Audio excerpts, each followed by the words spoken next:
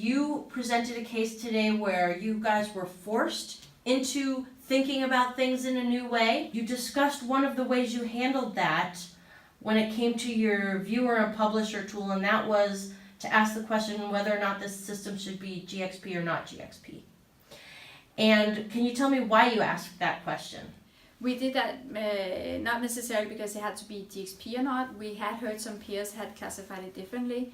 But back in 2012, we were at a point where we had not been upgrading the system every time a new version was released, but more we had been assessing should we upgrade or not. And suddenly the Canadian authorities came out with a new ECGD version that we needed to put on our systems. And the vendor said, well, we can do that, but then you need to upgrade to the latest version. And at the same time, the Canadian authorities told us, you can test this for 3 months, and then after 3 months, it's mandatory. And at that point in time, we had the big ITC projects, which took at least 1 year to upgrade. So we were really faced with a challenge on how can we do this faster. So that was kind of the trigger that started it all. How can we actually meet authority requirements in a faster pace together with line of business as well? You declassified the system, and you did a lot of other activities, made your processes more lean and agile and things like that. Mm-hmm. What was the overall impact on the speed and the cost and the quality? If you see, comparing from back when we were still GXP until today, now we've done 2 cycles in between. We cut it down from about 1.5, 2 years to half a year as the last release. And the cost reduction has been reduced to around 50%, and that includes also onboarding in-house resources as well. And we are ready anytime to put on a new patch or version to the system. We don't necessarily need the management approval and all of that first.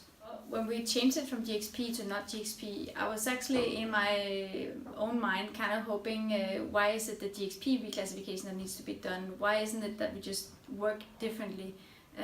But at Novo Nordisk, it meant at that point in time that, okay, now we go from following a lot of rules and SOPs to now we need to assess on our own what is necessary here. So the first year and 2 years after, everything we did, we had to reassess, do we still need to do this task, or can we go about it, or do we need to do it differently, and why? We had suddenly the responsibility on the quality of ourselves instead of following a lot of procedures. But it was still a business critical system, so for a line of business it meant a lot that the system was working. So it's not that we could say, okay, we'll let go of everything. We still needed to find a good level, and that we really needed, and I wanted to focus on that going forward, that in case somebody came and said to us today, you're still GXP, then we would say, yeah, we actually fulfill all the requirements necessary. I'm actually hoping that one day we don't necessarily need to classify systems completely GXP or not, but more looking at all the functionalities and what are really critical, and then we test these more thoroughly, and the others that are more out-of-the-box functionalities, we don't necessarily need to test these.